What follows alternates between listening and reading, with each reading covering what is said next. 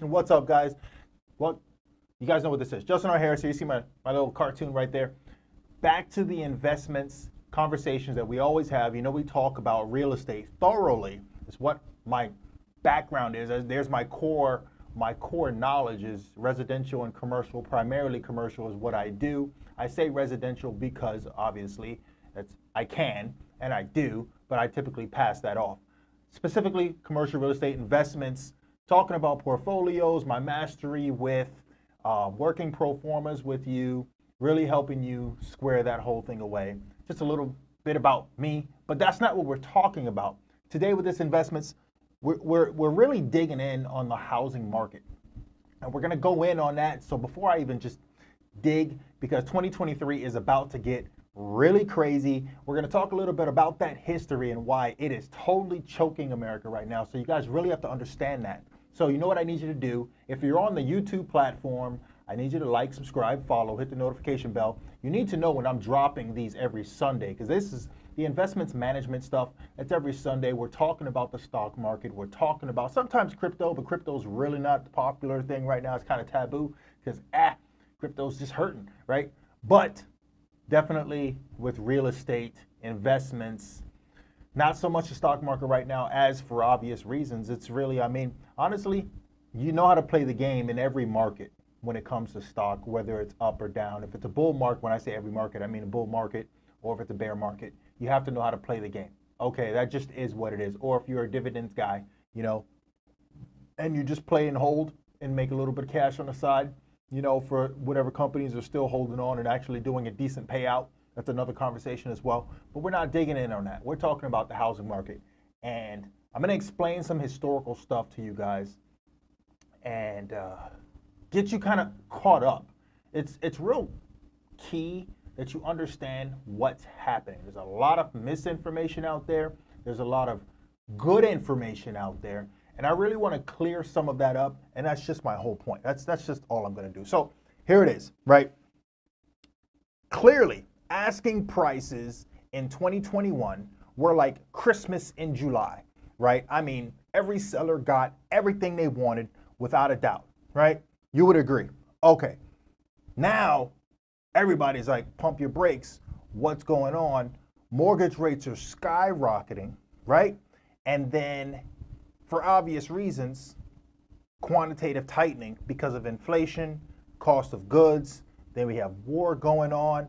We got bottlenecking happening with the whole oil supply situation now. Now there's rumors that Russia and the Middle East, some of the countries over there that are like the real heavy barrel holders of oil, the real producers of oil, are going to join forces, and they could corner the market, honestly, and they could really choke everybody out and price it the way they want.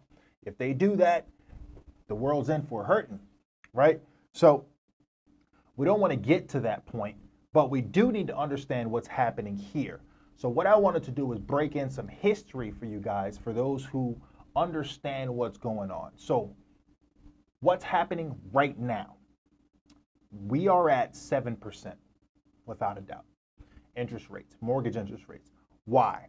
Because the Federal Reserve raised the rates on the banks, right? That's what the federal funds percentage, that interest rate, when that number goes up, okay, that's the cost of doing business for the banks. So everyone understands that, right? So now that's clear. How did we get to this point? We're at 7 right now. Okay, so the last time we were there, in my notes, I think was back in 1993. So let's think about this for a second. 1993, we were at 7.1, I think it was, in like August. Don't quote me on that. You have to look and do your research. I know it was right around in there. It was in the middle of the year. Okay, so if that's the case, right, where were we before that? Because we actually came down to that number.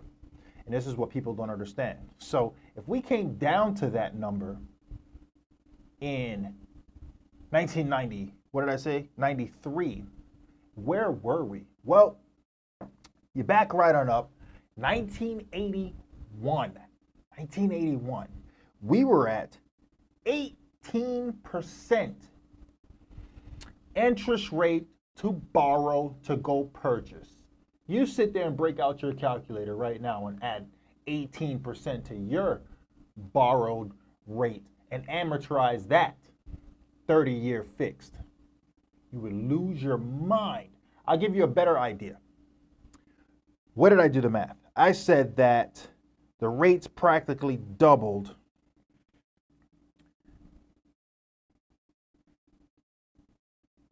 trying to circle back here. I want to make sure I have this right. 3 to 7. You're talking about from last year when we were at 2.9, 3% currently, which was October last year. This is as low as it got, to 7 now. It's double.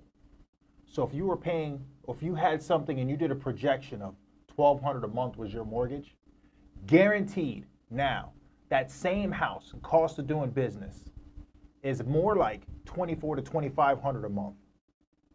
How shameful is that? Now, we're talking about going from, let's just say 3% to 7%. Okay, boring as that may sound, for some people they're actually interested in this. Where's Justin going with this? I know, I get that. Well, what you have to understand is that's going to continue. If you want to look forward, we're going into 2023. The only changes that we saw, and you have to understand historically what's going on. If we just look back 2 years, our inflation, when it started becoming a concern, was 8.5. And so they did all this quantitative tightening. Everyone freaked out. We came down to 8.3. Banks still tried to make it work even though business got expensive, so they did a fire sale and dropped rates a little bit. People got confused and started borrowing again. Oh, okay, well, maybe I can still borrow. And then a month later, banks started coming right back up again because they realized they couldn't continue to do business like that. They were going broke. The banks are falling off. You see the news, right? Fed comes back again. Oh, look at that. We went from 8.5 to 8.3. We need to tighten up a little more. 0.75. Bam. Cost of doing business for banks. More banks start falling off again. Pay attention. What was the report last week? 8.2. We're barely moving. You're telling me that big a change only made a change of 0.1 in the consumer price index? Average? 0.1 average. That's horrible, right? That's not enough change. Now, so then the question is, well, how long does it take to see the right amount of change? I said it to you earlier. We went from 1981 at 18% to 1993 and only got to 7%. Look how long that took.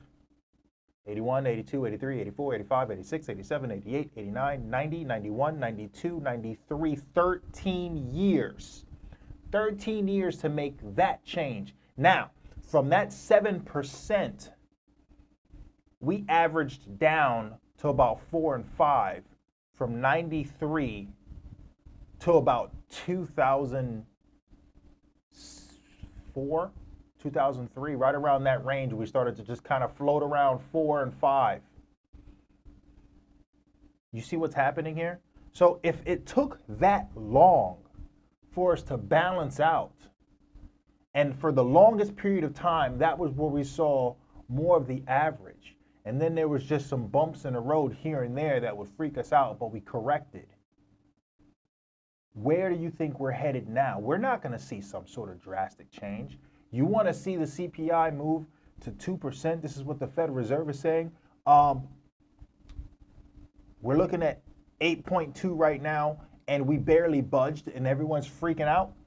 Let's think about that for a second. You have to be able to change gears. And then at the same time, you have to understand what happened with banking back then when they got really, what's the word I'm looking for? They were scared, okay? So they were writing loans for people. They were just giving them out like candy back in like '04, '03. They was giving them out like candy. Everybody was getting a loan. Hey, you get a loan, you get a loan, you get a loan. Everybody gets a loan. Just go have at it, right? Okay, so, well, problem with that is these were bad loans. These were C, D. Was there even an F? I don't even know. So they had these package of bad loans and they would just sell them off, right? So they were selling and buying loans back and forth, right? People were investing in this, and this was bad debt that they were buying. Well, this is what was crashing a lot of them. And these mortgagers, you guys, I don't know if everyone remembers, but a lot of these mortgage companies, gone. A lot of mortgagers that were writing loans for people, gone. Some of them even saw jail time, okay? Licenses pulled, gone, okay? Ninja loan, what are you talking about? Whoa, let's talk about these froggy loans back then, because what is happening now? I keep talking to you guys about history. That's what I wanted to explain. So think about that. Now we're back to zero down, zero this, zero that. What? Now we're talking about buying down rates again? What? Now we're talking about the popular adjustable rate mortgage again? What? That's a gamble. What kind of gamble is that? Why would you even gamble that kind of loan? Adjustable rate mortgage loan, ARM. Okay, so you're assuming that in 5 years, 6 years, 10 years, whatever your ARM is going to be fixed on, and whatever buy down that they set up for you, that we're going to change and that rates are actually going to be in your favor so that you can turn around and refi, assuming that there is equity in the property. Because if the housing value is coming down and you bought at this number, but the value is trying to average out, and the money you're paying into it, that principal, is not working in your favor, so there's very little equity in that house because you got it at such a low interest rate. Where's the success in that deal? Banks aren't stupid, but your average consumer doesn't understand. They're looking for the now, they're not projecting forward. We got to smarten up, okay? That's going to set you up for failure. This is why America is choking. This is what people aren't paying attention to, all right? They're not watching the show that's happening back here. They're looking at the now and forgetting about that back there. Hey, I need you to pay attention right here. Don't worry about what's going on over there. I'll take care of that. Don't worry, that's too far away for you. Don't worry about that, right? That's what's screwing people over. And you have to be aware of that. Breaking down the notes and looking down at what has happened historically, this is a no-no. Guys, pay attention. Watch what's happening. Don't set yourself up, I promise you. Listen, you either have the money and the income and you can make it happen and you know that your income is solid, or you're going to lose your job, or things are going to go south. You don't have 6 months of saved bills set aside, that money set aside to cover those bills. We got a problem, right? So this is your average everyday home. I saw a study the other day that said that the average income living check to check right now is $100,000 a year. What? Yeah, right? So with fuel going up, cost of goods are going to go up again for the holidays. And if that happens, and then we still have the quantitative tightening, what is that going to do? Does that mean we continue to go in the same direction for the same interest rates? What do? That's what's going on. That's what you have to pay attention to, guys. I just wanted to really throw that in the forefront without sugarcoating it, because there's no sugarcoating here. This is real. All right, this is happening right now. This is happening every day, and we're getting into the next year, and you need to pay attention. If you're not planning ahead, you are failing to plan. You will fail. All right, so guys, let's get back on the road here. Let's get it right. I'll see you guys next time.